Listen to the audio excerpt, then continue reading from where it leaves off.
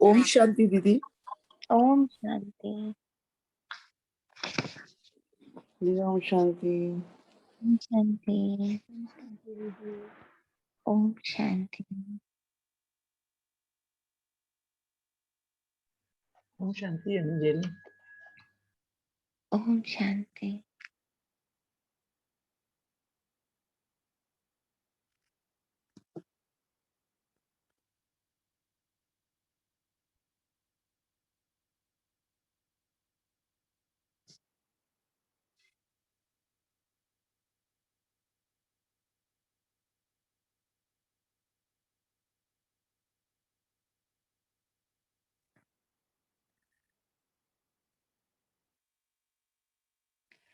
बाबा की सभा में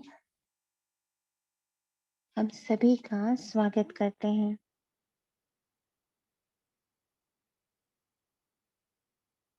और हम चैतन्य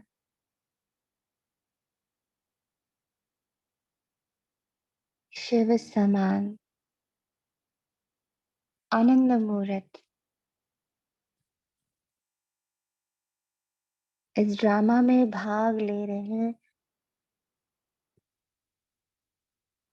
हर सूक्ष्म पाठधारी और हर स्थूल पाठधारी का दिल से स्वागत करते हैं।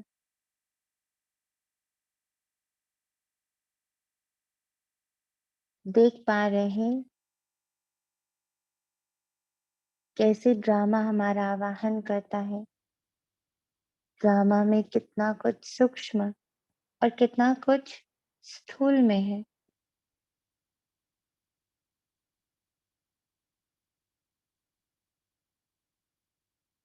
और इस पल वो सभी जागृत अवस्था में है, क्योंकि हम शिव शक्तियां, शिव सेना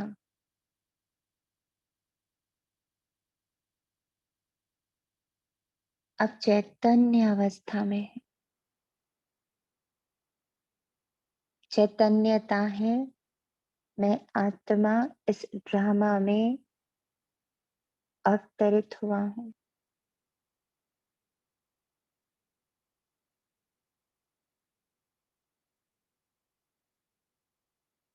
तो अपने 63 जन्म 84 जन्मों के सारे रोल, उससे जुड़े सारी आत्माएं, गुण, शक्तियां, विकार, पांचों तत्व, नवग्रह, जो कुछ भी इस ड्रामा में है, हाँ, और होने वाला है, सभी को इस पल, इस यज्ञ में, इस रूहानी पाठशाला में मैं आत्मा इमर्ज करता हूँ।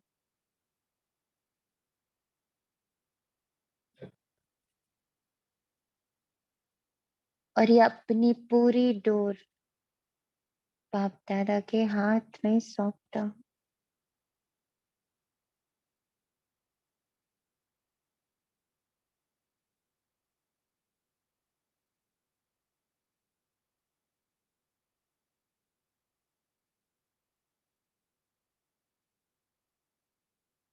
बाबा आज कहते, आज है 15 अगस्त 2022। प्रातः मुरली है। बाप दादा मधुबन से हमारे इस मिनी मधुबन में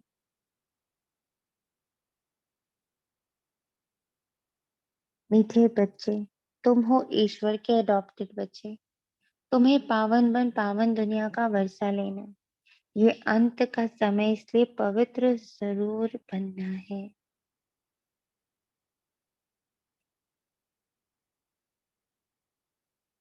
क्या लगता है अडॉप्टेड बच्चों में माता पिता के गुण, माता पिता की शक्तियां, माता पिता की सूरत, माता पिता की सीरत आती है? माता पिता के जिन्स आते हैं?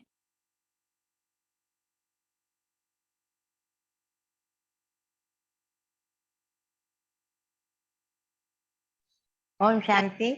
ओम शांति।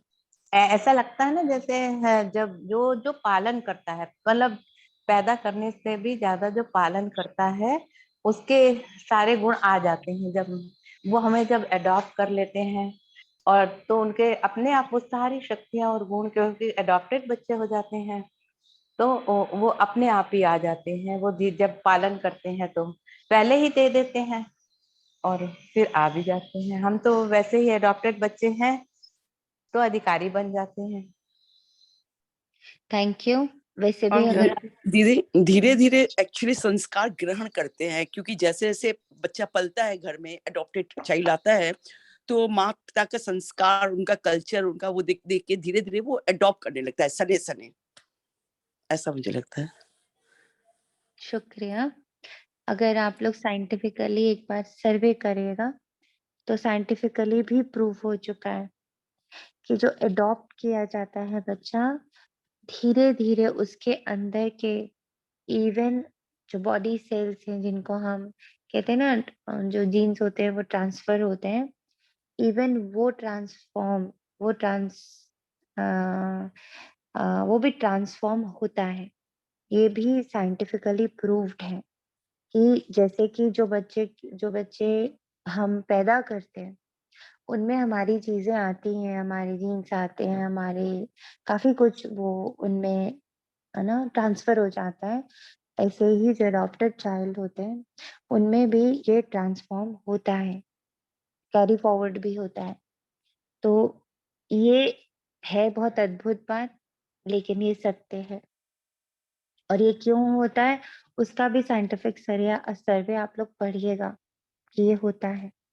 इसलिए जब बाबा हमें अडॉप्टेड चाइल्ड बोलता है ना, तो हमें ये समझना है कि उसकी वो सारे गुण, वो सारी शक्तियां, उसकी जो भी उसका रूप, रंग, आकार, अ, उसके कर्तव्य, उसकी सोच, वो हमारे में ट्रांसफॉर्म हो रही है। हमें हमारे अंदर वो जा रहा है। कभी वो प्रत्यक्ष रूप में होता है और कभी बहुत सूक्ष्म में होता है, दिखता ही नहीं है। तो जब जैसे हम बाबा के नए नए बच्चे बनते हैं तो बहुत प्रत्यक्ष रूप में दिखता है कि ये बदला, ये बदला, ये बदला, वाह, इतने सारे चेंजेस हमारे अंदर आए। उसके कुछ समय के बाद बहुत वो सूक्ष्म, बहुत सटल में चला जाता है, जिसमें हमें स्थूल में चीजें नहीं दिखती, लेकिन अब उसका कार्य सूक्ष्म में हो रहा होता है। इसीलिए बाबा कहता है कि ये स्मृति रखना कि मैं अब ईश्वरीय औलाद हूँ। इस मंत्र में, इन शब्दों में बहुत शक्ति भरी हुई है। सिर्फ इतना भी मेरी स्मृति में जब वो रहता है, वो अंदर जाकर अपना बहुत खेल करता है। जैसे कि कल बाबा ने हम लोग को मुरली करते हुए सिखाया कि जब मुरली का एक एक पॉइंट, एक एक शब्द पढ़ते हो तो सिर्फ उसको पढ़ना नहीं है, कि देखना है कि इसको पढ़ते हुए, फिर इसको समझते हुए उसने कौन सा मेरा एक पार्ट है जिसको जाकर के प्रॉपरली टच किया है, क्या बदला मेरे अंदर, क्या क्या महसूस हुआ मुझे, कौन सा पार्ट हील हुआ, कौन सा पार्ट पावरफुल बन गया। हम लोगों ने पावर और फोर्स के डिफरेंस को भी समझा है कि उसने मेरे अंदर कौन सा पावर क्रिएट कर दिया। पावर जिसमें स्थिरता होती है और फोर्स जो कि मूव करता है। तो सारे इमोशंस हट चुके हैं, मोशंस सब हट चुके हैं, और वहां पर क्या है, वहां पे एक दृढ़ता है, वहां पे एक स्थिरता है, वहां एक ठहराव है। तो कितना ठहराव एक एक शब्द मेरे भीतर ला रहा है, बाबा ने कल कहा कि उसे हमें महसूस करना है, देखना है। तो आज उसको देखते भी जाएंगे। और जो महसूस हो रहा है उसे नोट भी करते जाएंगे कि जैसे ही मैं अडॉप्टेड बच्चा बाबा का बनता हूँ तो क्या होता है, मेरे भीतर पवित्रता का बीज पड़ना शुरू हो जाता है। मेरी सोच में, मेरी बुद्धि में, मेरे संस्कारों में, मेरी कर्म इंद्रियों में, मेरे चाल चलन, बोल, संकल्प, श्वासों में पवित्रता समाहित होनी शुरू हो जाती है। प्रश्न है इस समय के मनुष्य, हाँ जी बोले। शांति। हाँ अब जी। मुझे तो लग रहा है ना कि मैं भ्रमरी हूँ, जैसे उठा के कोई भी कीड़ा को डाल देते हैं ना, भ्रमरी भू भू भू करती है, बाबा भ्रमरी जैसा रोज ईश्वरीय संतान हो, देवी गुण डालन करो, तो भू भू करते करते बदलाव आ ही रहा है। शुक्रिया। प्रश्न है इस समय के मनुष्यों को उच्च ऊंट पक्षी शुतुरमुर्ग का टाइटल दे सकते हैं क्यों? शुतुरमुर्ग पता है किसी को भी इंग्लिश में क्या बोलते हैं? ऑस्ट्रिच। ऑस्ट्रिच, ऑस्ट्रिच ऑस्ट्रेलिया में पाया जाता है। ऑस्ट्रिच की पता है किसी को क्या होता है उसके बारे में हाँ कुछ? जी, वो सबसे बड़ी बर्ड होती है, इससे बड़ी ओके। बर्ड नहीं होती है, और वो बहुत ऊंचाई तक उड़ नहीं पाती हैं, और भारी तेज होती हैं। और तेज भी बहुत चलती है, बहुत तेज दौड़ती है। हाँ, तो बाबा कहते इस समय के मनुष्यों को ऊंट पक्षी शुतुरमुर्ग का टाइटल दे सकते हैं क्यों? कितनी बड़ी बात क्योंकि आज। क्योंकि दीदी आजकल के मनुष्यों में ना हीनता की भावना ज्यादा है, और हम्म। जो उनके पास है उसको वो नहीं देख पाते, और जो नहीं है उसके वो चीज ज्यादा देखते हैं कि मेरे पास ये नहीं है। अंदर से जो निहित है उस पर हमारा ध्यान नहीं जाता। तो उसको ऑस्ट्रिच से क्यों कनेक्ट कर दिया? ऑस्ट्रिच जैसे दीदी माने एक तो लेजीपन का हैवी होती है, तो वो उड़ नहीं पाती है और कहती है मैं सामान कैरी नहीं कर सकती। बाबा जैसे बाबा ने मुरली में कहा है कि भाई कैरी नहीं कर सकते हैं। जैसे ऊंट है तो जान एक्चुअली किसी पक्षी और उसका नहीं है, मतलब उनका कहना है कि पक्षी जैसे हैं कोई सामान कैरी नहीं कर सकते, और जानवर जो है सामान कैरी कर सकते हैं। पर जानवर कहेगा, जानवर कहता है मैं कैरी नहीं, मैं उड़ नहीं सकता, और पक्षी कहता है मैं कैरी नहीं कर सकता। जबकि पहले जमाने में अब पक्षी हैं तो दूसरा काम तो कर ही सकते थे ना। अब कबूतर हैं तो एक जगह से दूसरे मैसेज पहुंचाते थे, तो काम तो वो कर सकते हैं। लेकिन पक्षी कहेगा कि मैं सामान नहीं ढो सकता, और ऊंट कहता है मैं उड़ नहीं सकता। तो जो चीज उनमें नहीं है उस चीज को देखते हैं, पर जो है वो चीज नहीं देख पाते। ये मुझे लगा जैसे हीनता का आभास है। हम्म आपने खैर मुरली के आंसर दे दिए हैं। बाबा ने कहा क्योंकि ऊंट पक्षी जो होता है उसे कहो उड़ो तो कहेगा पंख नहीं मैं उड़ ऊंट हूँ। बोलो अच्छा सामान उठाओ तो कहेगा मैं पक्षी हूँ। ऐसे ही आज के मनुष्यों की हालत है।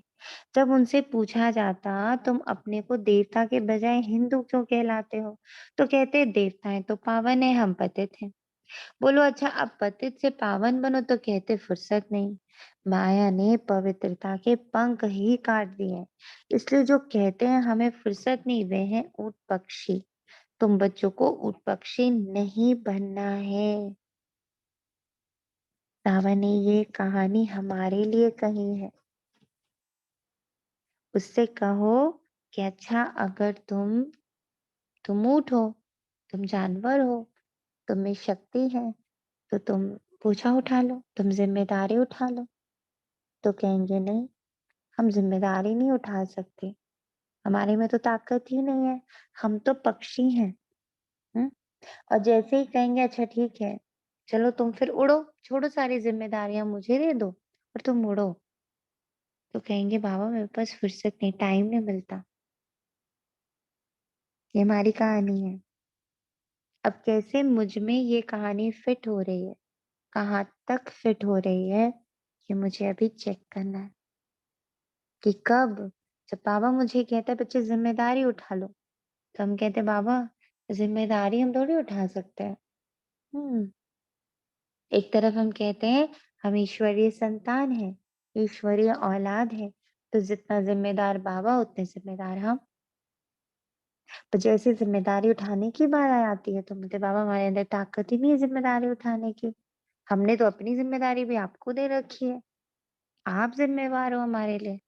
तो बाबा कहते अच्छा ठीक है जब मैं जिम्मेवार हूँ, सारी चिंता सारी फिक्र मुझे दे दो, तो तुम उड़ो। कहते बाबा हम उड़ ही नहीं सकते क्योंकि हमारे पास फुर्सत ही नहीं है।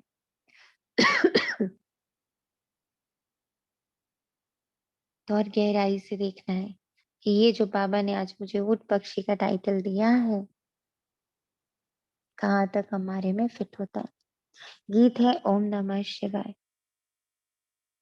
ओम शांति, ये किसने कहा? अपने से प्रश्न पूछना है। ओम का अर्थ बच्चों ने अनेक प्रकार का बनाया। बाबा कहने से 1 सेकंड में वर्षे के अधिकारी बन जाते हैं। बच्चा पैदा हुआ कहेंगे वारिस पैदा हुआ। अ, हम लोग सबको पता है ना कि जब ब्रह्मा बाबा को फर्स्ट टाइम शिव बाबा ने टच किया था, तो उनको शिवों हम करके मंत्र सुनाई दिया था। तो बाबा ने कल मुझे शिवों हम का जो पूरा मंत्र है, फुल जो उसका मंत्र है 4 to 5 पैराग्राफ्स का है, कल बाबा ने वो मुझे भेजा एंड उसका मीनिंग भी भेजा।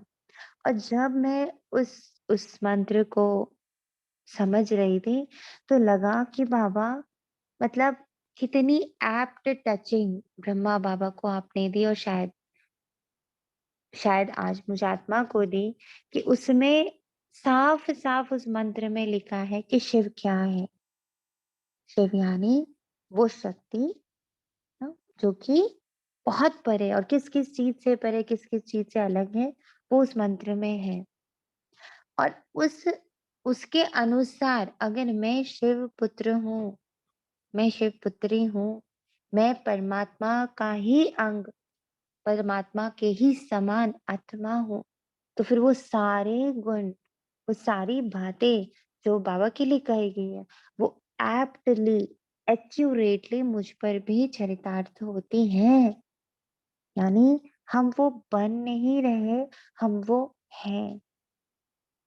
पर जब तक मैं वो एक-एक लेयर हटाती नहीं हूँ, जो लेयर्स हमारे ऊपर लगाई गई है, जैसे मान लीजिए हमारे ऊपर विकारों का लेयर है, हमारे ऊपर अ अ, 5 तत्वों का लेयर है, हमारे ऊपर धातुओं का लेयर है, हमारे ऊपर बहुत सारे ड्यूटीज़ का लेयर है, बहुत सारे रोल्स का लेयर है। इतनी लेयरिंग हुई है, इतनी लेयरिंग हुई है कि जो ओरिजिनल मैं हूँ, जो कल भी बाबा ने हमें कहा था कि वो जो ओरिजिनल मैं हूँ, वो कैसी हूँ? वो बिल्कुल आनंद का स्वरूप हूँ, ब्लिस हूँ मैं, इटर्नल ब्लिस हूँ मैं।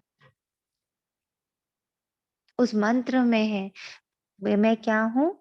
मैं इटर्नल ब्लिस हूँ।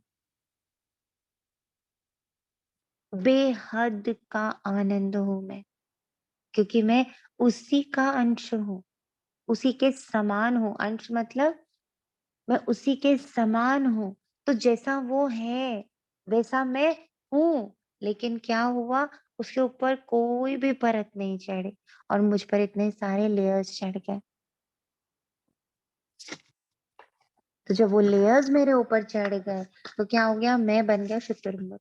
मुझे पता ही नहीं मैं क्या कर सकता हूँ, मुझ में कौन-सी शक्ति है, मुझ में कौन से पंख मुझे मिले हुए, मुझे कुछ नहीं पता। तो बाबा आके क्या करता है? एक-एक लेयर हटाता है। उसमें उस मंत्र में ही है कि ना मैं मन हूँ, ना मैं बुद्धि हूँ, ना मैं अहंकार हूँ, ना मैं आँख, कान, मुँह कुछ भी हूँ, त्वचा हूँ, मैं ये सब नहीं हूँ। मैं 5 तत्व भी नहीं हूँ, ना भूमि हूँ, ना तेज हूँ, ना वायु हूँ, ना अग्नि हूँ। हुँ, मैं क्या हूँ? मैं चिदानंद रूप शिवोहम शिवोहम। चिदानंद रूप यानी मैं वो कॉन्शसनेस हूँ, जो ब्लिस से भरा हुआ है। मैं वो शक्ति हूँ जो ब्लिस से भरी हुई। अब सोचिए, मैं इतनी प्योरेस्ट से भी प्योर शक्ति हूँ और जिसमें सिर्फ़ और सिर्फ़ आनंद है और कुछ भी नहीं। आनंद यानी वो अवस्था जहाँ पर हम सबसे अलग, दुःख से भी अलग, सुख से भी अलग, पाप से भी अलग, पुण्य से भी ये सबसे अलग उस साक्षी भाव में मैं बैठी हूँ, जहाँ सिर्फ़ और सिर्फ़ ब्लिस है, आनंद है, संतुष्टता है। मतलब उस आनंद में क्या-क्या है, अब वो हमें डिस्कवर करना है, क्योंकि वो मेरे ही भीतर समाहित है, मैं वही हूँ। मेरा जो मैं जो बीज हूँ, मैं आनंद का बीज हूँ। पर क्या हुआ? मेरे पे इतने लेयर्स चढ़े कि मैं अपना ओरिजिनल तो पार्ट भूल ही गया और मैंने सबको अपने आप को क्या मान लिया, दुख मान लिया, सुख मान लिया, पाप मान लिया, पुण्य मान लिया, पता नहीं क्या-क्या मान लिया। यहाँ तक कि जब हमसे कोई कहता पहले पहले हम लोग एक-दूसरे को क्या कहते, मेरी आत्मा को ना तंग करो।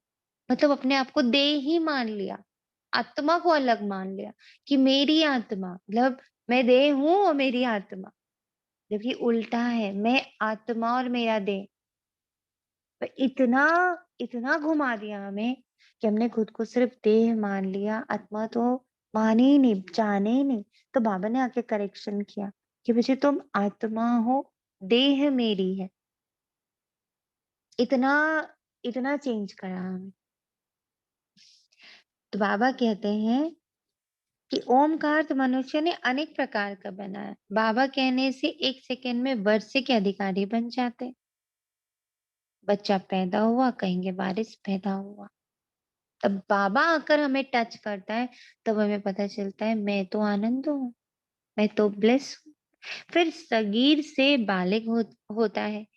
यहाँ भी ऐसे है, बाबा को जाना, पहचाना और वर्षे का मालिक बने। बन रहे हैं नहीं लिखा बाबा ने, बने। यहाँ तो तुम बड़े हो ही। आत्मा को बाप का परिचय मिला, सेकंड में बाप का वर्षा मिला। मिला, इसको पकड़ना है हमें। बने, मिला, हो रहा है, हो जाएगा, नहीं भी हो सकता है, ऐसा कहीं भी बाबा ने नहीं लिखा। कहीं भी लिखा है? कहीं भी लिखा है कि प्रोसेस में हो?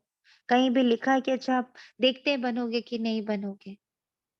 ऐसा नहीं लिखा बाबा ने। जब वो नंबरवार पुरुषार्थ अनुसार भी लिखता है, तो वो ये कहता है प्रॉपर्टी तो अब तुम्हारी है, पर अब तुम कितनी प्रॉपर्टी लेते हो, वो तुम पर है। तुम कितना ऊपर उस पर अपना अधिकार समझते हो, वो तुम पर है। बच्चा पैदा होने से ही समझेंगे बाप के जायदाद का वर्षा पाएंगे। ये है बेहद का बाप। कहते हैं बच्चे, आत्मा ने जाना बाप आया हुआ है। तुम बच्चे जानते हो हम बाप से कल्प कल्प राजधानी लेते हैं। आत्मा ने ये महसूस किया है कि बाप आया हुआ है? बताइए, किसकी किसकी ये महसूसता हो रही है कि बाप आया हुआ है? जी। जी होती है। हाँ, बहुत ज्यादा होती है। गुड। तो बाबा कहते हैं तुम बच्चे जानते हो हम बाप से कल्प कल्प राजधानी लेते ही हैं। जैसे तुम सेकंड में विश्व के मालिक बन जाते हो। ओम माना अहम मैं आत्मा, ये है मेरा शरीर। ये अलग है। और उस मंत्र को करते हुए जब मैं उस मंत्र को समझ रही थी कि हाँ इसका मीनिंग क्या है, बिकॉज थैंकफुली उसका मीनिंग पूरा का पूरा मेरे हाथ आ गया था। और फिर जब वो चल रहा था और मैं उसको सिर्फ समझ रही थी, तो लग रहा था कि बाबा यही तो तुम हर दिन हमें कह रहे होते हो कि बच्चे ये सब तुम नहीं हो, तुम सबसे अलग, तुम बहुत पावरफुल हो। तुम ना मंत्र हो, ना तुम तीर्थ हो, ना तुम वेद हो, ना तुम यज्ञ हो। उसमें एक और बहुत अच्छी लाइन थी, अहम भोजनेवम ना भोजम ना भोक्ता। यानी कि मैं कुछ एक्सपीरियंस करने नहीं आई हूँ, मुझे कुछ एक्सपीरियंस होने नहीं वाला है। मैं उस एक्सपीरियंस से भी, मैं अनुभवों से भी परे हूँ। अनुभव भी कब हो रहा है? जब हम देह में आ रहे हैं। और जब हम देह में आ गए और हम अपनी पहचान खो गए, तो अपनी पहचान को वापस लाने के लिए बाबा बाबा कहते हैं अनुभव करो कि तुम आत्मा हो, अनुभव करो कि तुम आत्मा हो। पर सत्य क्या है कि हम अनुभव से भी परे हैं। आत्मा अनुभवों से भी परे है।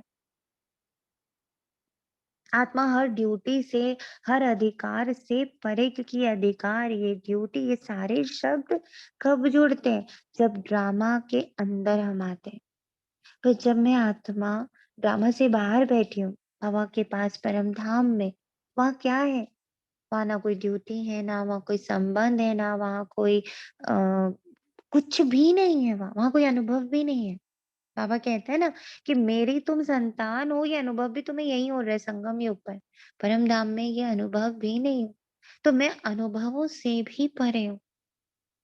और एक्चुअल में ये जो पूरा स्रोत है, श्लोक्स हैं, वो पूरा शिव पर है कि शिव अनुभवों से परे हैं, शिव पाप पुण्य से परे हैं, शिव सारे विकारों से परे हैं। पर जब बाबा अब सुना रहा था तो बाबा, बच्चे जैसे मैं हूँ वैसे ही तो तुम हो ना। तो इस संगम युग में तुम्हें ये भी एंजॉय करना है कि जो महिमा मेरी है वही महिमा मेरे बच्चे की है। हूबहू वही महिमा है। शेर का बच्चा शेर के रूप में ही देखा जाएगा और किसी रूप में नहीं देखा जाता है, बकरी के रूप में नहीं माना जाता है। From the very first day वो शेर ही कहलाता है।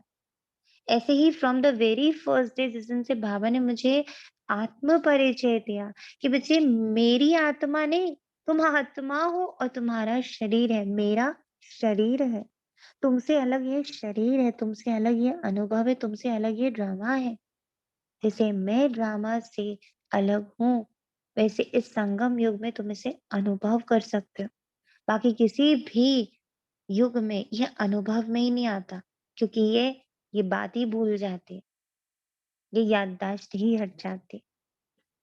तो बाबा कहता, ओम माना अहम मैं आत्मा, ये मेरा शरीर। मैं आत्मा किसका बच्चा हूँ? परमात्मा का। बाप भी कहते हैं मैं ओम परम आत्मा हूँ, मुझे अपना शरीर नहीं है। कितनी सहज बात है ये। तो कितनी बड़ी बात लगी कि जो बातें अभी तक, और आपको पता है शिव जी के इतने इतने इतने स्रोत बने हुए, इतने तरह के स्रोत शिव पर बने हुए हैं, और अगर उसका एक एक का भी मीनिंग निकाले बैठो तो लगता है कि जैसे बाबा कहते हैं ना, मैं तुम्हें सार आके बताता हूँ, तुम्हें इतने ज्यादा विस्तार में जाने की जरूरत नहीं है। तो सच में ये बात सत्य है कि मुरली में बाबा इन सारे वेदों, इन सारे शास्त्रों, इन सारे उपनिषदों, इन सारे मंत्रों के मतलब अगाध खजानों का, इतने खजाने मंत्रों के, और उसमें इतनी शक्तियां हैं, मतलब इतना डिस्क्रिप्शन है और इतना पावरफुल डिस्क्रिप्शन है। बट वो सब का सार बाबा बहुत सहज रीति मुरली में लेकर आता है, बहुत सहजता से, बहुत निपुणता से, बहुत सरल करके बाबा वो लेकर के हमारे पास आता है। क्योंकि उसे पता है कि बच्चे के पास अब इतना टाइम नहीं है कि वो जाकर ये सारे शास्त्र, उपनिषद और उन सब के मीनिंग्स भी समझे। आज सभी लोग, जब ये सावन का महीना चलता, तो अपने अपने घर में वो क्या कराते हैं, शिव जी का श्रृंगार जो होता है, रुद्राभिषेक। रुद्राभिषेक कराते हैं। रुद्राभिषेक में जो मंत्रों का उच्चारण होता है, कभी उन मंत्रों के मीनिंग जाके पढ़िएगा, तब लगता है ले ये सारी बातें तो बाबा हमें रोज पढ़ ली में, इतनी सीधी सरल भाषा में कहता है, और वो इतनी जोर जोर से उन मंत्रों का उच्चारण करते हैं, और उसके साथ ना कितना सारा कुछ क्रिया कर्म में आता है, और बाबा वो सब कुछ हमें सूक्ष्म में कराता है। लिटरली वो श्रृंगार वो रोज हमारा करता है। कितनी बड़ी बात है। हम शिव का श्रृंगार कर रहे हैं बैठ के सावन के महीने में। इतने पंडित आते हैं, इतना उसमें इतने मंत्रों का उच्चारण हो रहा है, इतना सारा कर्म हो रहा है, और बाबा सूक्ष्म रीति एवरी डे हम लोग का रुद्राभिषेक करता है। वो खुद करता है, हम नहीं करते उसका। वो ये कहकर कि बच्चे तुम मेरे ही तो संतान हो ना, तो अब ये अभिषेक मैं तुम्हारा करता हूँ। तो महसूस हुआ, क्योंकि मैंने रुद्राभिषेक का भी थोड़ा-सा, उनके मंत्रों का भी मीनिंग थोड़ा समझने का, पढ़ने की कोशिश करी थी। तो मुझे लगा बाबा, मतलब तब और ज़्यादा लगा कि भगवान कैसे तुम्हें कहूँ, कितने मतलब तुम क्या ही हम लोग के साथ कर रहे हो, हमें पता भी नहीं है। वो रोज़ हमारा रुद्राभिषेक करता है, आपको पता है, इन सरल शब्दों में, मुरली के द्वारा। कितनी बड़ी बात जब वो कहता है कि तुम परमात्मा की संतान, उसकी हर एक चीज के वारिस बन जाते हो। रुद्राभिषेक ही कर रहे हैं ना वो हमारे। वे समझते ओम माना भगवान तो सब भगवान हो गए, भगवान तो है ही एक। वे कहते हैं मैं तुम्हारा बाप हूँ। परम आत्मा माना परमात्मा, जिसको सारी दुनिया पुकारती है, हे पतित पावन आओ। और देखिए पूरे सावन भर कितनी शिव जी की पूजा, कितनी उनके लिए व्रत अनुष्ठान। और ऐसा फील हुआ जैसे बाबा इस संगम युग में हम बच्चों के लिए व्रत लेता है। व्रत ही तो लिया है उसने, और कितना दृढ़ता से व्रत लेता है कि मुझे अपना हर बच्चा पावन करके लेकर जाना है, ये उसका व्रत है। हम क्या ही व्रत रखते हैं, एक अन्न का रख लिया बस।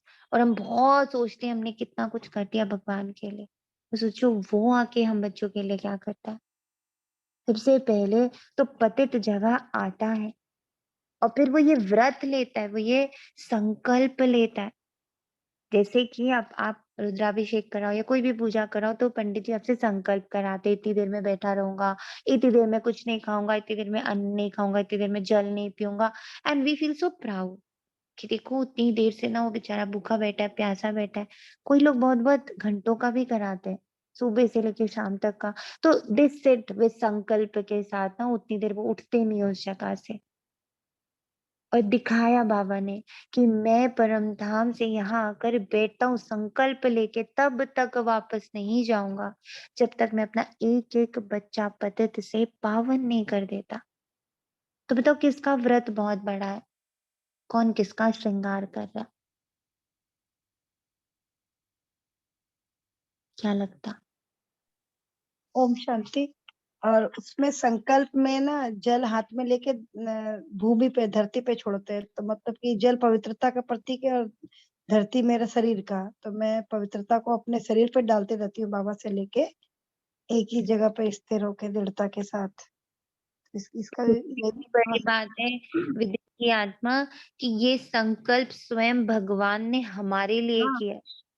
हाँ, तो किया तो हम ना कर रहे हैं। उन्होंने लिया है कि मुझे अपना एक एक बच्चा, मैं तब तक इस पतित दुनिया में रहूंगा, मैं इस पतितता को मतलब मैं हैंडल करूंगा उसको तब तक। लगातार, और लगातार ही किए जा रहा है ना, लगातार।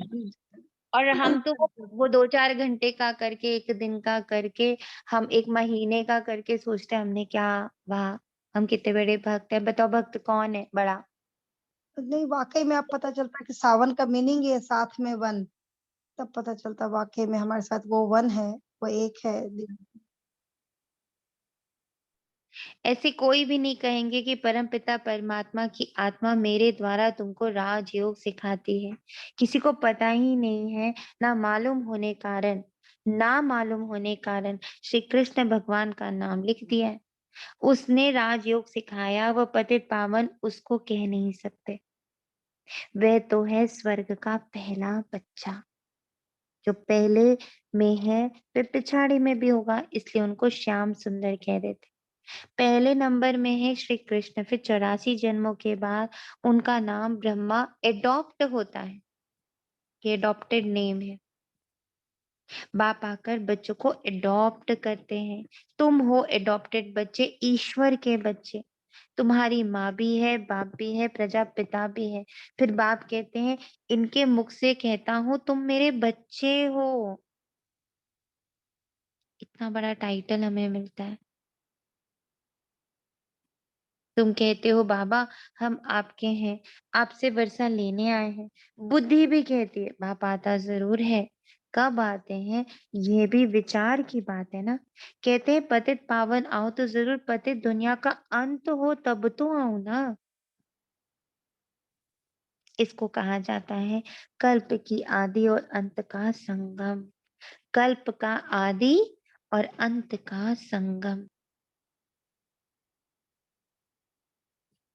एक और पॉइंट आज बाबा ने हम लोग के सामने रख दिया, पॉइंट टू बी नोटेड वाला हो गया वो ये। कल्प का आदि, स्टार्टिंग, आदि और अंत कहते हैं ना स्टार्टिंग। अब हम लोग को कई बार ये क्वेश्चन आता था कि स्टार्टिंग कब से है, सतयुग से स्टार्टिंग है कि संगम से स्टार्टिंग है। आज बाबा ने कह ही दिया, कल्प का आदि और अंत का संगम। तो जो स्टार्टिंग है वो संगम से ही हो रही है। अंत में सब पतित है, आदि में सब पावन है। अंत में पतित दुनिया का विनाश होता है, पावन दुनिया की स्थापना होती है। फिर वृद्धि को पाते जाते हैं। गाया भी जाता है ब्रह्मा द्वारा स्थापना, ये है त्रिमूर्ति।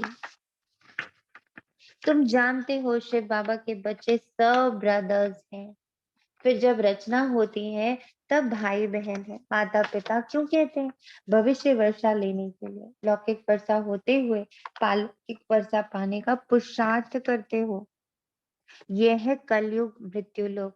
सतयुग को अमर लोक कहते हैं। यहाँ तो मनुष्य अकाले मर पड़ते हैं। सतयुग है दैवी दुनिया। आदि सनातन दैवी देवता धर्म रहता है। हिंदू धर्म तो कोई है नहीं। आदमशुमारी जब निकलती है तो पूछते हैं आप किस धर्म के हो? हम कहते हैं हम ब्राह्मण धर्म के हैं, तो वो लोग हिंदू धर्म में लगा देंगे, क्योंकि वे ब्राह्मण भी हिंदू धर्म में आ जाता है। आर्य समाजी लोग जो होते हैं उनको भी हिंदू धर्म में लगा दिया। वास्तव में हिंदू तो कोई धर्म ही नहीं है। यूरोप में रहने वालों को यूरोप धर्म वाला थोड़ी कहते हैं। धर्म तो क्रिश्चियन है ना।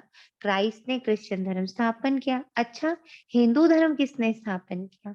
तो बेचारे मूंझ पड़ते हैं।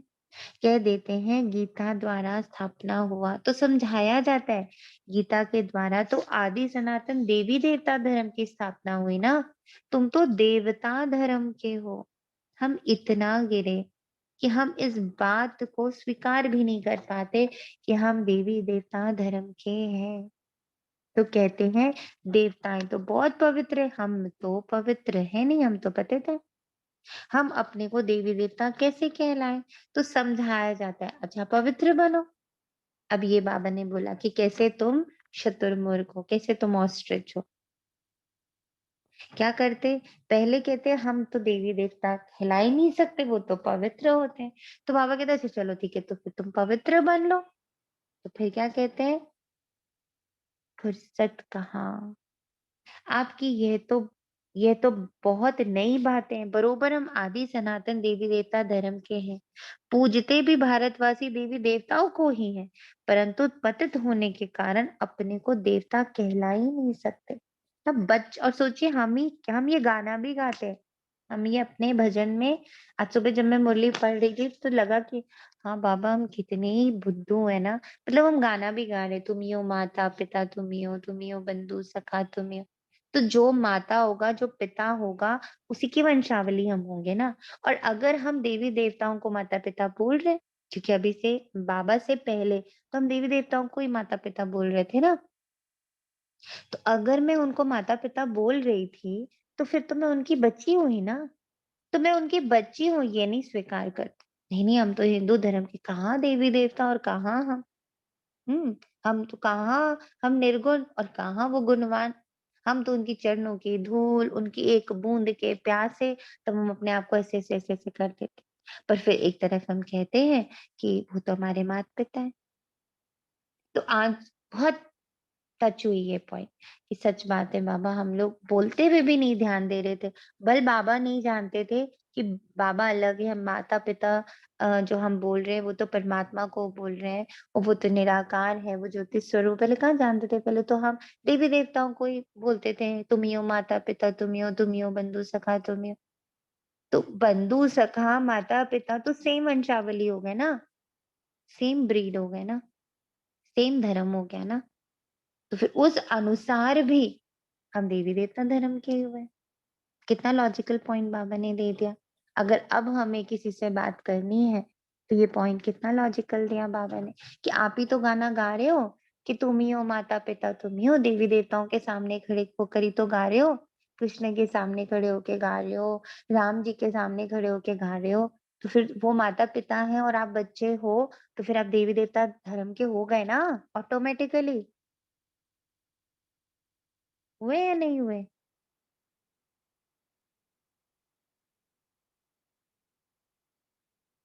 बिल्कुल सही कह रहे हैं। बिल्कुल, कितना बहुत अच्छा बढ़िया बताया है। आप, बहुत बढ़िया पॉइंट है। बहुत ही अच्छा, बहुत अच्छा एक्सप्लेन। तो बाबा कहते हैं अच्छा आकर पावन दोनों, तो कहते हैं फुर्सत नहीं। बाप कहते हैं तुम हो ऊंट पक्षी। पूछा जाता है तुम देवता क्यों नहीं कहलाते, तो कहते हैं हम पतित हैं। अच्छा पतित से पावन बनो, तो कहते हैं फुर्सत नहीं। ऊंट पक्षी को कहो उड़ो, तो कहेगा पंख नहीं। ऊंट हूं, बोलो अच्छा सामान उठो, तो कहेगा हम तो पक्षी। तो बाबा कहते हैं माया तुमको पवित्रता के पंख काट देती है। तो यहाँ पवित्रता क्या दिख रही है, यहाँ पे पवित्रता का मीनिंग क्या हुआ, कौन से पंख काट दिए माया ने हमारे।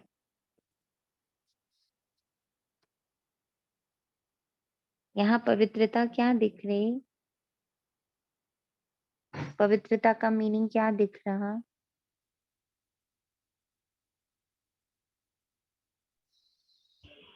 हम शांति, मतलब जो मैं हूँ मैं वो मान ले रही हूँ।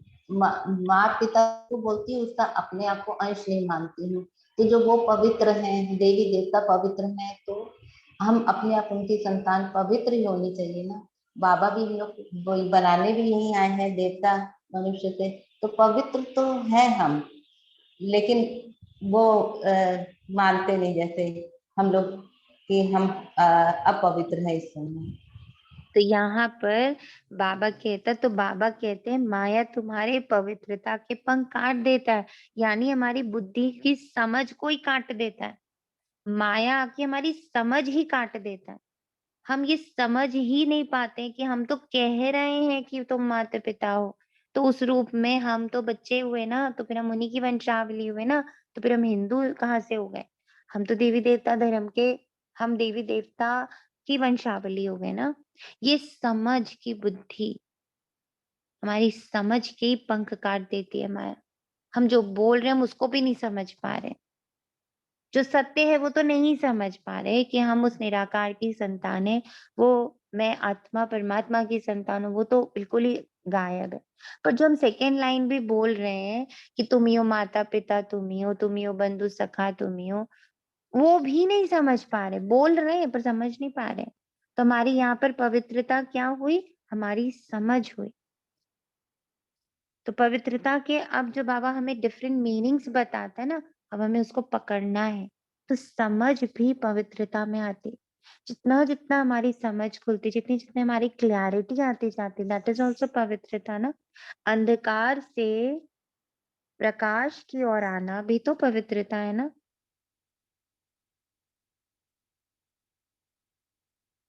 हाँ जी, अब बहुत सारी चीजें समझ आने लगती हैं, जैसे हम लोग बोलते ही थे, हम कई ग्रंथ आपकी बातें या बोलते ही थे, लेकिन यहाँ पर हमको ज्ञान में आके समझ आने लगती है। समझ समझ से हम बहुत दूर समझ थे। की, तो समझ के पंख काट दिए ना माया ने जी हमारे। जी, बिल्कुल बिल्कुल। तो बाबा कहता है अब सावन के महीने में शिव की पूजा करते हैं, व्रत रखते हैं, तुम्हारे लिए सावन मास है ज्ञान बरसात का। यही पॉइंट जब बाबा सुबह पढ़ा रहा था, तब बाबा ने एहसास क्या कराया कि बताओ व्रत किसने बड़ा रखा है, तुमने या मैंने। सावन का महीने का व्रत किसने बड़ा रखा है, तुमने या मैंने। ये सावन तो एक महीने का आता है, और मैं पूरे 100 वर्ष का समय लेकर नीचे उतरता हूँ, और एक ही दृढ़ संकल्प के साथ उतरता हूँ कि मुझे तो अपना एक एक बच्चा पावन करके साथ ले जाना है। तो किसका व्रत बड़ा है, मेरा या उनका? बाबा का। बाबा कहते तुम्हारे लिए सावन मास है ज्ञान बरसात का, तुम पवित्र बन पवित्र दुनिया का मालिक बनते हो। मनुष्य व्रत रखते हैं भोजन ना खाने का, बाप कहते हैं विष नहीं खाओ, मीठा सा मेरा बाबा। बाबा कहते भोजन खाओ ना, भोजन खाने में क्या, विष मत खाओ। इस पर भी समझाना पड़ेगा। शिव को बहुत पूजते हैं, अब शिव बाबा कहते हैं पवित्रता का व्रत रखो। मैं आया हूँ पवित्र देवी देवता धर्म स्थापन करने। हम ऑलरेडी हैं स्थापन करने। जब वो ये कहता है तो वैसा थोड़ी कि आज मैं देवी देवता समझ पा रही हूँ, हम तो कल्पों से ये बात युगों से ये बात जान भी रहे थे, तभी तो गाना गा रहे थे तुम ही हो माता पिता तुम्हें। तो स्थापना किसकी कर रहा है बाबा, समझ की स्थापना कर रहा है कि बच्चे जानो जागो। हम जो सोए पड़े थे बाबा हमें जगाने आए हैं। मुझे ये सब तुम नहीं हो, ये पाप, ये पुण्य, ये राग, ये द्वेष, ये मृत्यु, ये जन्म, ये जाति, ये भेद, ये सब कुछ तुम नहीं हो। तुम कौन हो? तुम तो मेरी संतान हो, अति पावन हो, आनंद स्वरूपा हो, आनंद स्वरूपा हो। यहाँ तो पावन कोई है नहीं। पवित्र देवी देवता होते हैं सतयुग में, वे विष से पैदा नहीं होते, नहीं तो उनको संपूर्ण निर्विकारी क्यों कहते? लक्ष्मी नारायण। और हमें देखो हम कैसे पैदा हुए। जब बाबा ये लाइन भी कह रहा था आज सुबह, तो लग रहा था मैं कि वो कह रहा है मैंने तुम्हें पैदा तो किया है, और मैंने तुम्हें पैदा कैसे किया है? विकार से पैदा किया। कैसे? बाबा ने अपनी तपस्या से हमें पैदा किया। बाबा ने पहले अपनी तपस्या, पहले तो बाबा ने खुद तपस्या करी, फिर ब्रह्मा माँ को ढूंढा, फिर उनसे तपस्या करवाए, और उन दोनों की तपस्या, उन दोनों के योग से हम बच्चे पैदा हुए हैं। ओम हमारा शांति दीदी। पहला जन्म है, और वो वाह, पहला जन्म पवित्रता से है। हमारा पहला जन्म पवित्रता का हो चुका है। बाप और ब्रह्मा माँ के योग से हम बच्चे पैदा हुए। और जो आगे पैदा हो रहे हैं वो कैसे हो रहे? जब मैं और बाबा योग करते हैं, जब हम पूरे विश्व को प्रकाश देते हैं, तो क्या होता है? वो बच्चे पैदा होते हैं। तो अभी जो संगम युग पर ब्राह्मण बन रहे हैं, वो ऑलरेडी पवित्रता से योग द्वारा बन रहे हैं। बाबा पहला बीज ही योग द्वारा बच्चों को पैदा करने का बीज अभी ही डालता है। सोचिए कितना कितना अलग है ये पार्ट, कितना ओम डिफरेंट है। ओम शांति दीदी। शिव बाबा कैसे तपस्या करते हैं दीदी? शिव बाबा की तपस्या दिख नहीं रही? नहीं, जैसे आपने बोला ना शिव बाबा पहले तपस्या करते हैं, पहले फिर उन्हीं को ब्रह्मा तो को। संकल्प आता है ना, ब्राह्मण अच्छा, अनुसार संकल्प। पहला अच्छा। संकल्प उन्हीं को आता है, और उसके बाद उनका उनका उनकी वर्किंग शुरू होती है कि अब मुझे सबसे पहले एक बच्चा ना, जिसको अपनी बहनी बनाना है, ब्रह्मा माँ को वो पकड़ते हैं, और फिर वो अच्छा। दोनों मिलके तपस्या करते हैं। उन दोनों के योग द्वारा फिर ब्राह्मणों का, ब्रह्मा कुमार ब्रह्मा कुमारियों का जन्म शुरू होता है। तो जो बाबा कहते हैं कि जो अभी जो जन्म होता है, जो बाबा कहते हैं ना पहला जन्म तुम्हारा पवित्रता से होता है। तो अभी तक मेरी बुद्धि में होता था कि वो जो सतयुग में जाकर देवी देवता ना योग करते हैं, मतलब योग करते हैं, उससे बचे होते हैं ना, तो लगता था वो पहला जन्म जो पवित्रता से होता है। पर आज बाबा ने टच करा कि पहला जन्म, एडॉप्टेड जन्म भी तो तुम्हारा पवित्रता से ही हो रहा है। मेरी और मेरे, मैंने जो पहला बच्चा सेलेक्ट किया, ब्रह्मा माँ जिसको बाबा कहते हैं, वो तुम्हारी माँ है। तो माँ बाप का स्वरूप बने, उन दोनों के योग द्वारा हम बच्चे पैदा हो रहे हैं, और अब हमारे और बाबा के योग द्वारा और बच्चे पैदा हो रहे हैं ना, वो चीज वंशावली चल रही है। तो जी जी। पवित्रता से पैदा होने का कार्य तो अभी शुरू हो चुका। तो ऐसे लगा, यस बाबा, लॉजिकल लग रही है ये बात। सो कि जी। हमारी पैदाइश पवित्रता से हो चुकी है, इसलिए हमारे अंदर अब शिव बाबा और ब्रह्मा बाबा के जीन्स हैं। ये अब हमें समझ रहा है, इसीलिए बाबा कहते हैं बार बार स्मृति में लाओ, बार बार इसको बार बार यहाँ पर चलाओ, ताकि मेरा एक एक सेल ये सुन सके कि मैं कौन हूँ, मैं शिव बाबा की संतान हूँ, की सही है। संतान हूँ। और जितना ये मेरे अंदर चलेगा, मेरी पूरी केमिस्ट्री बदलने वाली है। ये प्रयोग है, क्योंकि कृष्णा बहन ने एक बार एक क्लास में, जो कि वो बायो की स्टूडेंट और डॉक्टर भी हैं, उन्होंने खुद बताया था कि उन लोगों ने रिसर्च किया है कि जो बच्चे अडॉप्ट किए जाते हैं, उनमें माँ बाप के धीरे धीरे मतलब सिर्फ संस्कार नहीं, स्थूल चीजें नहीं, सूक्ष्म मतलब बॉडी के सेल्स में भी वो परिवर्तन आता है।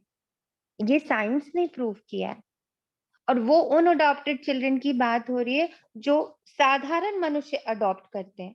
तो सोचिए, जब एक साधारण माँ बाप जिनको हम मनुष्य कहते हैं, वो अगर किसी को अडॉप्ट करते हैं, किसी बच्चे को एकदम उनके जन्म से ले लेते हैं और उनको अपने अपने गोद में पालते हैं, अपने पास रखते, जबकि उन्होंने उसका दूध भी नहीं पिया, उनके अंदर उनका ब्लड भी नहीं गया, उन्होंने 9 महीने की बीच में पेट में पालना भी नहीं ली, देन टू उनके सेल्स में ट्रांसफॉर्म आता है, उनके अंदर एडॉप्शन आता है माँ बाप का। तो सोच के देखिए कि माता पिता जो बन के आए हैं वो हैं शिव बाबा और ब्रह्मा माँ, तो उनके सेल्स क्या हमारे अंदर नहीं फॉर्म हो रहे हैं? बट उसके लिए हर पल ये स्मृति रहना कि मैं ईश्वरीय औलाद हूँ, वो बहुत ज़रूरी। जैसे उस बच्चे के अंदर, क्योंकि एकदम वो न्यूबॉर्न बेबी को वो लोग लेते हैं, ऐसा ही कुछ रिसर्च है, आप लोग सर्च कर लेना ना नेट पर। तो उसमें चूँकि हर पल ये स्मृति रहती कि यही मेरे मम्मी-पापा है, यही मेरे मम्मी-पापा, अब ये हिंदू हैं या मुस्लिम हैं या सिख हैं, ईसाई हैं, दैट ऑल्सो वो उसके 24/7 चलता है ना, वो उस स्मृति में ही रहता है कि ये मम्मी-पापा है, ये मेरे धर्म है, ये मेरा कल्चर है, ये मेरे तौर-तरीके। तो वो सारी चीज़ें स्थूल रूप में सिर्फ अडॉप्ट नहीं करता है। जैसे पद्मात्मा ने कहा कि वो उनके साथ रहता-रहता संस्कार लेता है। It is not only the संस्कार, बॉडी सेल्स बायोलॉजिकली भी वो चेंजेस आते हैं, केमिकली भी वो चेंजेस आते हैं। तो सोचिए, साधारण का दीदी इतना आता है, तो जो सर्वशक्तिवान है, परम पिता परमात्मा है, और उनके उन्होंने जिसको माँ रूप में हमारे सामने रखा ब्रह्मा बाबा, उन दोनों को अगर मैं स्मृति में रखती हूँ, तो मेरे को बायोलॉजिकली भी चेंजेस आएँगे। दैट इज़ ऑल्सो मस्ट, होना ही है वो भी। बट उसके दीदी लिए स्मृति का स्विच, इसीलिए बाबा बार-बार कहता है, स्मृति का स्विच ऑन होना बहुत ज़रूरी। जी, बोलें। दीदी जब हम लोग कोर्स कर रहे थे ना, तो मैंने जब शिवानी बहन का भी क्लास सुना था, तो ऐसे कहते थे ना कि संस्कार 4 तरह के होते हैं। एक तो हम पिछले जन्म से अडॉप्ट करके आते हैं, एक जो हमारा एटमॉस्फेयर होता है, एक मदर फादर के होते हैं, और एक जो हम खुद एक्वायर करते जाते हैं। तो इस तरह हुँ, के 4 तरह के संस्कारों हुँ, को कहते थे। उसी हिसाब से मैं कह रही थी। हुँ। ओम और शांति। वही नहीं, मैं आपको ये नई रिसर्च के बारे में बता रही हूँ कि जी एडॉप्टेड जी जी चिल्ड्रन में दीदी, बायोलॉजिकल चेंजेस भी आते हैं, हाँ ये ये मैं बात चेक हमें नहीं देखूंगी पता दीदी थी। उसमें गूगल में। ये मुझे नहीं पता थी, ये हमें अभी पता चला। तो उस अनुसार से सोच के देखिए कि if it remains in my mind 24/7 कि मैं ईश्वरीय संतान हूँ, मैं शिव बाबा और ब्रह्मा माँ की बच्ची हूँ, ये स्मृति मेरी जितनी पक्की होगी, तो ना ना केवल संस्कारों में, इनफैक्ट हमारे बायोलॉजिकली भी वो चेंजेस आएँ। लक्ष्मी नारायण राधे कृष्ण आदि को कहते हैं संपूर्ण निर्विकारी। यहाँ तो सब पतित हैं, जिनमें कोई गुण ही नहीं। खुद कहते हैं हम पतित नीच हैं। बाप कहते हैं मेरी मत पर चलकर तुम संपूर्ण निर्विकारी बनो, तो तुम इन लक्ष्मी नारायण जैसा मालिक बनेंगे। ये सब अभी ही होता है, संगम युग पर ही होता है। ये जो बाबा कह रहा है मत पर चलकर तुम संपूर्ण निर्विकारी बनो, ये बनना ये अभी ही होता है, इसके बाद नहीं होता। जो ट्रांसफॉर्मेशंस होने हैं, वो सब अभी होने हैं। तुम्हारी पढ़ाई कितनी भारी है, मनुष्य से देवता बनने का पुरुषार्थ करो, विश्व का मालिक बनना है ना। सतयुग में देवी देवताओं का राज्य था। अब मनुष्य से देवता बनने की जो विधि बाबा ने बताई है, क्या समझ में आया? अब कैसे बन रहे हैं मनुष्य से देवता? इधर जो बाबा हम लोगों को टचिंग्स दे रहा है। ओम शांति जी। ओम शांति। जैसे बाबा ने कहा ना कि मैं ईश्वरीय संतान का ना मंत्र जपती हूँ, तो उसके अकॉर्डिंग ही मेरे इमोशंस बनते हैं ना, और इमोशन से ही हमारा ये न्यूरॉन्स और हार्मोन्स क्रिएट होते हैं। फिर वही हार्मोन्स का जो मैसेज एक एक सेल में जाता है, तो मेरा ये बॉडी स्ट्रक्चर चेंज होता है, वेरी ट्रू। जीन चेंज होती है एक जो। नया पाथवे बनता है। एक हम लोगों ने क्लास भी करी थी, आई थिंक बहुत पहले थे, कि वो पाथवे बनता है, सेल्स के अंदर वो पाथवे बनता है। अंदर ही अंदर वो सारा, उसको क्या बोलते हैं अंकितात्मा, कुछ प्रॉपर वर्ड भी था इसको लेकर के, जो पाथवे बन। न्यूरोट्रांसमिट न्यूरो हाँ, ट्रांसमिट यस, न्यूरो ट्रांसमिट होता है। मैसेजेस है ना वो जाता है तो Yes. चेंज हो जाता है। वैसे ही अडेप्टेड चाइल्ड जो वहाँ पे जो है ना उनके साथ पलता है तो उसके अकॉर्डिंग उसके इमोशंस चलते हैं। इमोशंस चलते हैं तो उसका बॉडी स्ट्रक्चर भी जैसे अडेप्टेड वैसे माँ बाप रहते हैं उनका बॉडी स्ट्रक्चर भी वैसा हो जाता है। Yes yes yes, thank you so much. ऐसे देखिए पिक्चरों में भी दिखाया जाता है, अगर कोई बच्चा कोई किसी का उठा के ले जाता है तो अगर वो राजा महाराजा के बच्चा होगा तो अगर चोर ले जाएगा तो चोर जैसे बन जाएगा। उसकी पालना की बहुत वो ताकत रहती है कि उसकी जीन्स तक बदलने लगती हैं। और अगर यही चोर का बच्चा राजा के पास अगर वो अगर बदल लेगा तो उसमें राजा के वैसे ही संस्कार आने लगते हैं। ऐसे कितनी पिक्चरों में भी देखा है, सुना भी है, लेकिन अब पता लगता है कि कैसा बदलते हैं। पर यहाँ पर सारा खेल स्मृति का ही है। अगर मुझे स्मृति रहेगी कि मैं ईश्वरीय संतान हूँ, वो स्मृति में रखना, मंत्र जाप भी नहीं कहेंगे, उसको कॉन्शियस में रखना। I would say like that कि ये जपना भी नहीं है बल्कि इसको कॉन्शियस में रखना है कि मैं कौन हूँ। जब क्योंकि जैसे उस बच्चे को 24/7 कॉन्शियसनेस में है ना, चलते फिरते उठते बैठते उसको बस यही पता है, यही मम्मी, यही पापा, यही खानदान, यही रहना, यही खाना, यही सोना, अ, सब कुछ। आई थिंक इस चीज को जो वो माँ बाप जिन्होंने, जो भी हमारे ग्रुप में ऐसे जिनके बच्चे अडॉप्टेड है, मतलब जिनको वो जिन्होंने और बच्चे पैदा नहीं किए हैं बट वो अडॉप्ट किए हैं। और यहाँ पर हम एक और एग्जांपल, मतलब मुझे अभी एकदम से क्लिक हो रहा है कि व्हेन अ गर्ल, मतलब एक हस्बैंड और वाइफ बनते हैं तो ध्यान से देखिएगा, एक टाइम के बाद वाइफ का बहुत कुछ हस्बैंड के नेचर में आता है और हस्बैंड का बहुत कुछ वाइफ के नेचर में आता है। एक टाइम के बाद कहते भी हैं, पता नहीं 10 साल या 15 साल के बाद कहते हैं कि वो दोनों भाई बहन ही हो जाते हैं, बिकॉज उनके कहीं ना कहीं फीचर्स भी मिलने शुरू हो जाते हैं। बल्कि दोनों बिल्कुल अलग धर्म से भी आए हुए हों, अलग अलग रिलीजन से, अलग अलग कल्चर से, अलग अलग कॉन्टिनेंट से आए हुए हो ना, तो धीरे धीरे धीरे करके वो अडॉप्ट करने लगते हैं एक दूसरे की चीजों को। इतनी शक्ति होती है स्मृति की, स्मृति की बहुत शक्ति होती है। ओम शांति दीदी, स्मृति लब्धा का मीनिंग भी आज क्लियर हो गया नहीं? जो बाबा कहते हैं ना, नष्टो दीदी मोहा स्मृति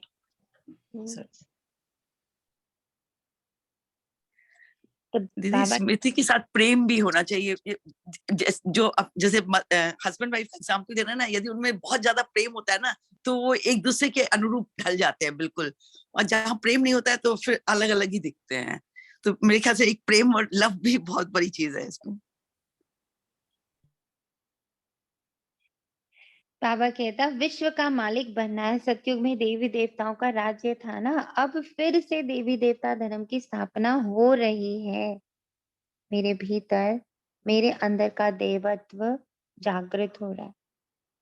तुम पवित्र बन स्वर्ग का वर्षा लेते हो। स्व माना आत्मा, आत्मा को रजाई मिलती है, उनको स्वराज्य कहा जाता है। मनुष्य तो है देही अभिमानी, देह अभिमानी, देह अभिमान से कहते हैं हमारा राज्य।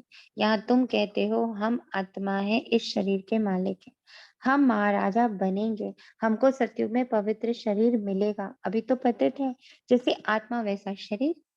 आत्मा में खाद पड़ी है। आत्मा पहले सच्चा सोना थी, गोल्डन एज कहा जाता था।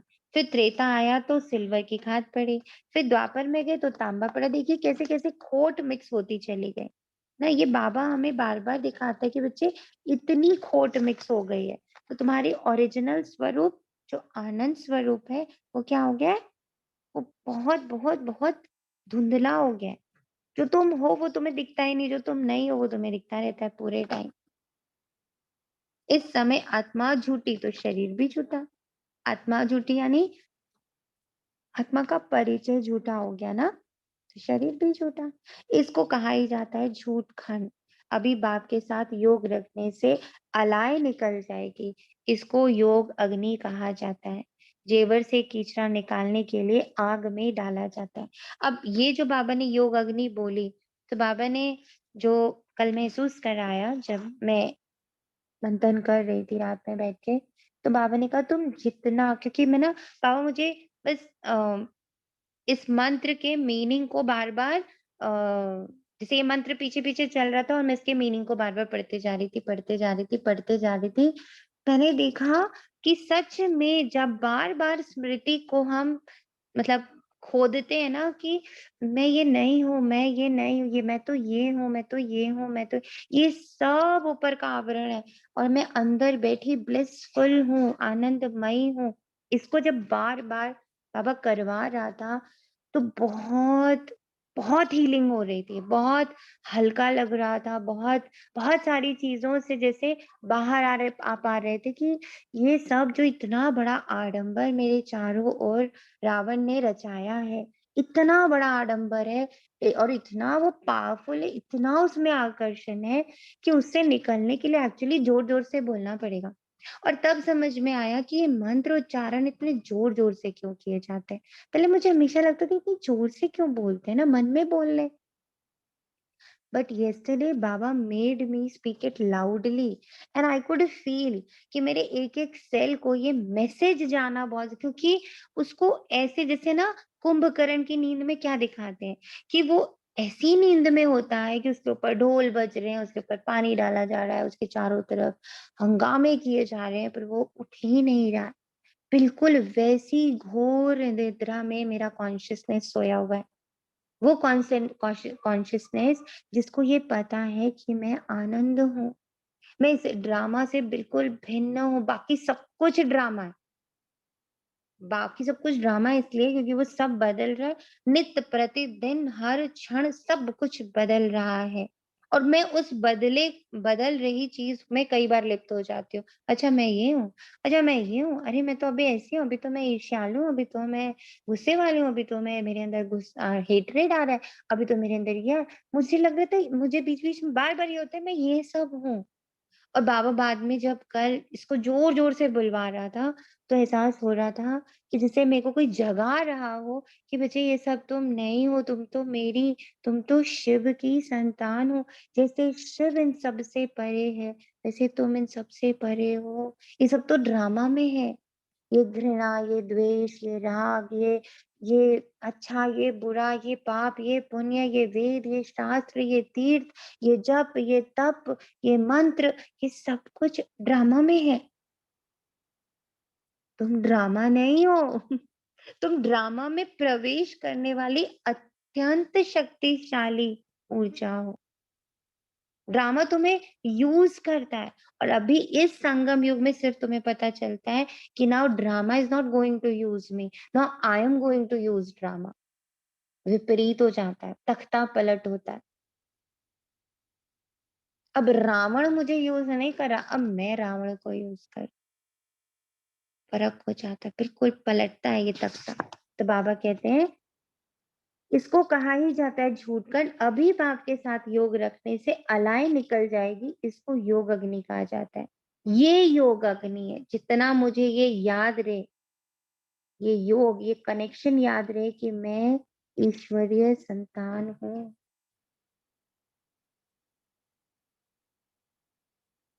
जेवर से कीचड़ा निकलने के लिए आग में डाला जाता है ना, ये भी योग अग्नि है।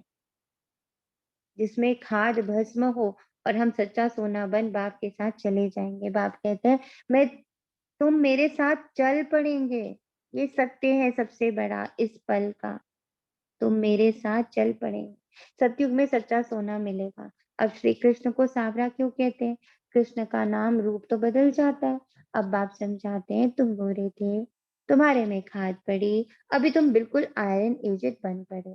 अब मैं सोनार हूँ, बच्चों को भट्टी में डाल देता हूँ, बम्बोर को आग लगेगी, सबके शरीर खत्म हो जाएंगे और आत्मा अविनाशी है।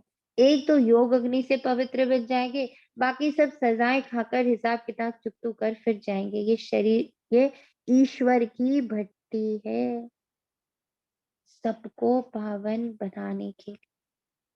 देह को भी, पांचों तत्वों को भी, मतलब सब कुछ को पावन बनाने की बाबा ने भट्टी लगाई है। सोचो किसकी तपस्या चल रही है, हमारी या बाबा की? भट्टी तो बाबा ने लगाई है और हम लोग 21 दिन की भर्ती, 15 दिन की भर्ती, 20 दिन की भर्ती, 40 दिन की भर्ती। अब यही सब कर करके सोचते ओह हम तो कितने तीर मार रहे हैं। सबसे बड़ी भर्ती तो ईश्वर की लगी है, सबको पावन बनाने की। ये है ज्ञान का सागर, उनसे तुम ज्ञान गंगाएं निकली हो। फिर मनुष्य ने उस पर पानी की गंगा को समझ लिया। वहां देवता की मूर्ति भी रखी हुई है। वास्तव में तुम हो भगवान के बच्चे। ये जो देवता की मूर्ति है वो किसकी मूर्ति है? वो हम बच्चों की मूर्ति है। और तभी तो बाबा ने एहसास कराया कि बच्चे पूरी दुनिया मेरा श्रृंगार कर रही है और मैं अपने बच्चों का श्रृंगार कर रहा हूँ। कितने भाग्य की बात है ना। और दिखा रहा था बाबा, देखो ना चारों ओर पूरे 12 ज्योतिर्लिंग बाबा दिखाया था। देखो कैसे वो लोग दिन रात सुबह शाम कितना अपने आप को कष्ट पहुंचा के कितना कुछ करके वो मेरा श्रृंगार कर रहे हैं और मैं तेरा श्रृंगार कर रहा हूँ।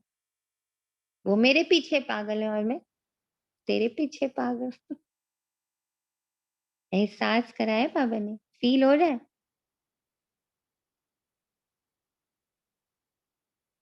बहुत ज्यादा। जी बिल्कुल बिल्कुल। तो बाबा कहता वास्तव में तुम हो भगवान के बच्चे। बाकी सारे बच्चे तो मुझे लग रहा है सोते हुए सुन रहे हैं। बस हम लोग 4-5 बच्चे ही जगे हुए हैं ना, बाकी सब जी सो गए। नहीं, सब जगह हैं, सब अच्छा जगह सब हैं। जगह। तो आवाज भी निकल जाए लगे बाबा को कि तो सब बच्चे सुन रहे हैं। ऐसा एहसास होने लगता है कि बाकी सबके लिए ना अच्छी सी लोरी चल रही है। तो सब आनंद विभोर है, सब आनंद विभोर है। आनंद की लोरी में है। हाँ? मुरली इतनी गहरी है विभोर कि है, ऐसा लग विभोर रहा है है, सुनते जाओ सुनते जाओ। आनंद में विभोर है। सबसे सुंदर चित्र आज बाबा ने दिखाया ना, वो यही दिखाया कि पूरी दुनिया उसका श्रृंगार कर रही है। सब जगह उनके लिए न जाने कितना खर्चा हो रहा है, कितना लोग तन मन धन सब लगा रहे हैं, जोर जोर से मंत्र उच्चारण कर रहे हैं, घंटों घंटों की पूजा कर रहे हैं। और वो बैठा, वो कह रहे वो घंटों की पूजा कर रहे हैं और मैं तो हर सेकंड तुम्हारी पूजा में व्यस्त हूँ। दिन भर 24/7 मेरा एक ही काम रह गया है, मेरे बच्चों का श्रृंगार। मैं बच्चों को फटाफट तैयार कर लूं ताकि जो बाबा ने ऊपर लाइन क्या लिखी, तुम मेरे साथ चल पड़ेंगे, तुम योग में चल पड़ेंगे और वो हिसाब किताब सजाएं खाते हुए चलेंगे। दीदी क्योंकि ओम बच्चे शांति। ओम शांति। दीदी कल बाबा ने ना बहुत प्यार किया था।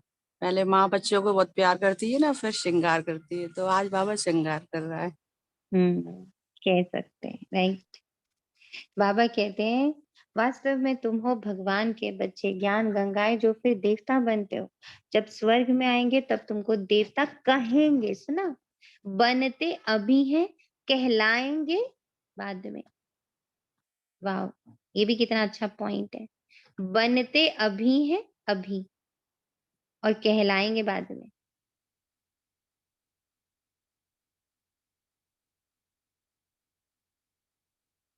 इसी को बाबा ने आज कहा कि 2 बिल्लों की लड़ाई में फायदा किसका होगा? बंदर का। तो वो हम लोग हैं कि 2 बिल्लों की लड़ाई लगी हुई है। सब लोग को लग रहा है कौन बनेगा, कहाँ बनेगा, है भी कि नहीं देवता, भगवान कब आने वाले, अरे भगवान आने वाले, वहां चल पड़ी है, वहां लगी पड़ी है ये लड़ाई। भगवान अभी आने वाला है, अच्छा नहीं अभी इसमें आने वाला है, इस रूप में आने वाला है, कोई कह रहा है उस रूप में आने वाला है। आप सुनो सभी धर्मों को इस वक्त, बड़ा मजा आएगा सुनने में। सब बता रहे हैं कि भगवान का अवतरण होने वाला है, वो इस रूप में आ रहे हैं, वो उस रूप में। हिंदू वाले कुछ बोल रहे हैं, मुस्लिम कुछ बोल रहे हैं, सिख कुछ बोल रहे हैं, क्रिश्चियन कुछ बोल रहे हैं, बट सबको ये एहसास है कि भगवान आने वाला, आने वाला, आने वाला। सब सोच रहे वो आने वाला, और हम लोग बड़े मजे में उसके आने का लुफ्त ले रहे हैं। और सिर्फ लुफ्त नहीं ले रहे, वो सिर्फ आया भी नहीं हुआ है, वो तो पूरी तरह से हमारा ट्रांसफॉर्मेशन कर रहा है, कण कण पड़ पग हर क्षण कर रहा है। तो वो अमृत तो हमें ऑलरेडी शांति सिर्फ आया नहीं, पूरी तरह से हमारा बन गया है। ये बात है। जैसे दीदी संगम युग में अभी हम लोग बॉर्न हो गए हैं, मतलब पैदा हो गए हैं, और सतयुग में देवता कहलाएंगे। चलिए। देवता कहलाएंगे। यस, अभी हम पैदा हो गए हैं और देवता हम तब कहलाएंगे। आज बाबा ने जो पैदाइश को महसूस कराया ना, वो तो लगा बाबा हिला दिया आज तो आपने हमें बहुत जोर से, कि मैंने पैदा किया है वो भी पवित्रता से। योग अग्नि से तुम बच्चों को मैंने पैदा किया, तो तुम्हारा पहला जन्म ब्राह्मण जन्म योग द्वारा पवित्र जन्म हो चुका तुम्हारा। अब सेकेंड जन्म है सतयुग का, तो देवी देवता वाला। वहां आत्मा शरीर दोनों ही पवित्र, अभी तो पतित है। भारत गोल्डन एजेड है, फिर सिल्वर कॉपर आयरन एजेड बने हैं, फिर गोल्डन एज में बाप ले जा रहे हैं। तुम्हारी आत्मा और शरीर दोनों ही पवित्र हो जाते हैं। बाबा कहते हैं मैं धोबी भी हूँ, तुम्हारी आत्मा को धोने आता हूँ। सिर्फ बाप को ही याद करना है बस। योग में रहने से तुम विश्व के मालिक बन सकते हो। बाहुबल वाले विश्व के मालिक बन ना सके, हाँ उन्होंने इतनी ताकत है, अगर क्रिश्चियन दो भाई आपस में मिल जाए तो विश्व के मालिक बन सकते हैं, परंतु लॉ नहीं है। कहानी भी है, दो बिल्ले आपस में लड़े और माखन बंदर खा गया, तो वह दो लड़ते हैं, बीच में माखन भारत को मिल जाता है। इसमें ही नंबर 1 है श्री कृष्ण, इसलिए कृष्ण के मुख में गोला दिखाते हैं। तो सब अपने मुख में गोला को देखो, हम लोग सब मास्टर कृष्ण। तो सबको ये फील करना कि वो माखन हम खा रहे हैं, ऑलरेडी खा रहे हैं। वह मक्खन नहीं, वह स्वर्ग, यह स्वर्ग का राज्य भाग्य श्री कृष्ण को मिला। बाप समझाते सब विनाश हो जाएगा, फिर तो मालिक बन जाएंगे। उसके लिए पहले बाप की श्रीमत पर जरूर चलना पड़े। श्रीमत से श्रेष्ठ आसुरी मत से भ्रष्ट बनते हो। यह है आसुरी पतित दुनिया, एक भी पावन नहीं।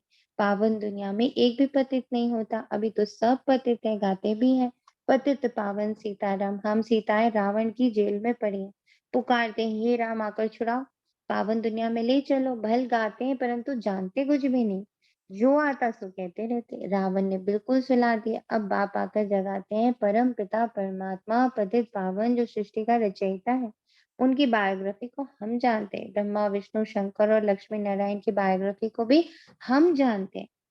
सब कुछ अब हम जानते हैं, हम जानते हैं। लक्ष्मी नारायण के 84 जन्मों को भी हम जानते हैं। ये सब हमारी स्मृति में रहना चाहिए।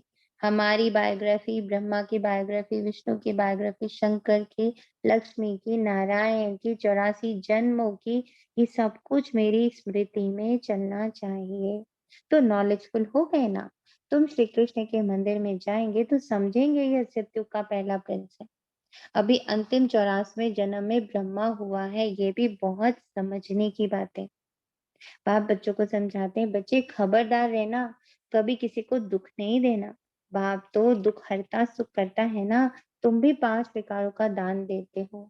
दे दान तो छूटे ग्रहण, ग्रहण लगता है तो फकीर लोग कहते हैं दे दान। अब बाप कहते हैं मेरे लाडले बच्चे विकारों का दान दो तो सर्वगुण संपन्न बन देवता बन जाएंगे। दुख का ग्रहण छूट जाएगा, तुम सुख धाम के मालिक बन जाएंगे। इसलिए 5 विकारों का दान लिया जाता है। ये तो अच्छा है ना। अभी तुम्हारे ऊपर विकारों का ग्रहण लगने से एकदम काले बन गए हो। हम तुम्हारे से विकार ही मांगते और कुछ नहीं मांगते। आप समझाते हैं अब तुम बच्चों को आत्म अभिमानी बनना है। तो कौन कौन से विकारों पर आजकल हम लोग का काम चल रहा है, सभी देवताएं बताएं। कौन से विकार पर आजकल काम चल रहा है?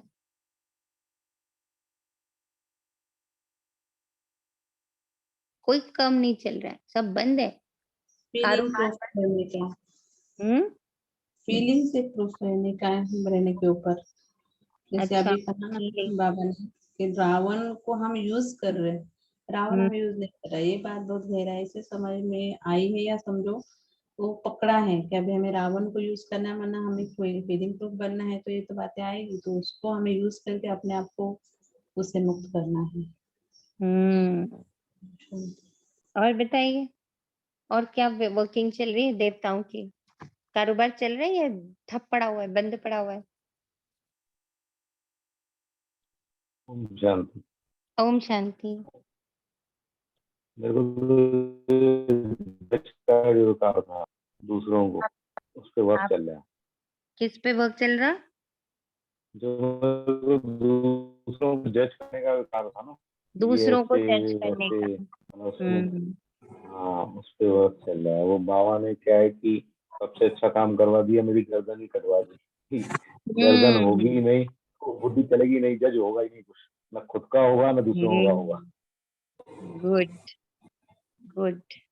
और बताइए और दीदी किस समदृष्टि देखने का कार्य चल रहा है मेरा। हम सबको मतलब अपनी तरह सब एक समान है, समदृष्टि देखने का वजह से। ओके। दीदी और ओम शांति। इरिटेट होने पे बहुत इरिटेट हो जाती है बार बार बार बार, तो उसी को एक्सेप्टेंस की तरफ जा रही हूँ, बार बार हर चीज एक्सेप्टेंस। एक्सेप्टेंस की तरफ जा रहे हैं। ओम शांति। हमारा तो कंफर्ट जोन से निकलने का बहुत अच्छा चल रहा है। अच्छा कंफर्ट जोन से निकल हाँ, क्योंकि हम अपने अकॉर्डिंग सब बना लेते हैं ना। हाँ, इसमें ये निकला तो ये अपने ही वो बन जाते हैं वकील जैसे। हाँ ठीक है, ये इसमें थोड़ा थोड़ा तो चलता है, उससे थोड़ा सा निकलने का कोशिश कर रहे हैं। थैंक यू बाबा। और किसी का कुछ? दीदी ओम शांति। ओम शांति। जी जैसे बाद में गुरु भाई देके सबको दुआएं देते हैं जी, इसे जीवन सुखों से भरा हो, जीवन सुख खुशियों से भरा हो। बाबा ने हम लोग को दुआ देने की क्या विधि बताई? थैंक यू नीला माता, आज एक क्वेश्चन याद दिलाने के लिए। जी, सबसे बड़ी दुआ क्या है? एज इट इज एक्सेप्ट करना। एज इट इज एक्सेप्ट करना। और नो रिजेक्शन। No rejection. और ये सबसे पहले किस पर इम्प्लीमेंट करना है? अपने ऊपर अपने को ही सबसे पहले। तो बाबा कहते हैं हम तुम्हारे से विकार ही मांगते और कुछ नहीं मांगते। बाप समझाते हैं अब तुम बच्चों को आत्म अभिमानी बनना है। मैं आत्मा हूँ, परमात्मा को याद करना है, वर्षा उनसे लेना है, इसलिए देही अभिमानी बनो। देवताएं आत्म अभिमानी बने हैं, अब मुझ बाप को याद करने से ही तुम्हारे पाप भस्म होंगे। हम रक्षा करेंगे, तुम मुझे याद ही नहीं करेंगे तो रक्षा क्या करेंगे? बाप कितना समझाते हैं, ये बातें कोई शास्त्रों में नहीं है। वह है भक्ति मार्ग की सामग्री। बाप तो तुम्हें सदगति में ले जाने के लिए पढ़ाते हैं। मैं इस शरीर द्वारा तुमको समझाता हूँ, ये मेरा शरीर नहीं है, ये तो इनकी पुरानी जुत्ती, लोन लिया है। मैं इनमें प्रवेश करता हूँ, फिर पावन बनाता हूँ। कितना अच्छी रीति बाप समझाते हैं। अच्छा, मीठे मीठे से खिलते बच्चों प्रति माता पिता बाप दादा का याद प्यार और गुड मॉर्निंग। रूहानी बाप की रूहानी बच्चों को नमस्ते। हम रूहानी बच्चों की रूहानी माता पिता बाप दादा को याद और प्यार भरी बड़ी नमस्ते नमस्ते और नमस्ते। शुक्रिया मेरे मिट्टी प्यारे बाबा शुक्रिया जी। है बाबा, शुक्रिया बेहद दिल से शुक्रिया, शुक्रिया मुरली, शुक्रिया। प्रेरणा के लिए मुख्य सार है बाप की श्रीमत पर चलकर संपूर्ण निर्विकारी बनना। पढ़ाई से विश्व की राजाई लेनी है। आत्मा में जो खाद पड़ी है उसे योग अग्नि से निकालना है। आत्मा अभिमानी बन बाप को याद करना। जितना याद में रहेंगे उतना बाप रक्षा करता रहेगा। ये ऑटोमेटिकली है, इसमें कुछ बाबा आता नहीं है करने के लिए। ये याद ही हमारा सुरक्षा कवच है। क्या याद? मैं आत्मा परम पिता परमात्मा शिव बाबा की संतान हूँ। संतान हूँ। वरदान है मेरे मेरे को तेरे में परिवर्तन कर श्रेष्ठ मंजिल को प्राप्त करने वाले नष्टो मोहाभव। जहाँ मेरापन होता है वहां हलचल होती है। मेरी रचना, मेरी दुकान, मेरा पैसा, मेरा घर, ये मेरापन थोड़ा भी किनारे रखा है तो मंजिल का किनारा नहीं मिलेगा। अगर ये थोड़ा सा भी मेरापन अपने पास दबा के कहीं पर छिपा करके रखा हुआ है तो फिर मंजिल का किनारा नहीं मिलेगा। श्रेष्ठ मंजिल को प्राप्त करने के लिए मेरे को तेरे में परिवर्तन करो। हद का मेरा नहीं, बेहद का मेरा। वह है मेरा बाबा। बाबा की स्मृति और ड्रामा के ज्ञान से नथिंग न्यू की अचल स्थिति रहेगी और नष्टो मोहा बन जाएंगे। स्लोगन सच्चे सेवाधारी बन निस्वार्थ सेवा करते चलो तो सेवा का फल स्वतः मिलेगा। ओम शांति। शुक्रिया बाबा। तेरा तुझको अर्पण है।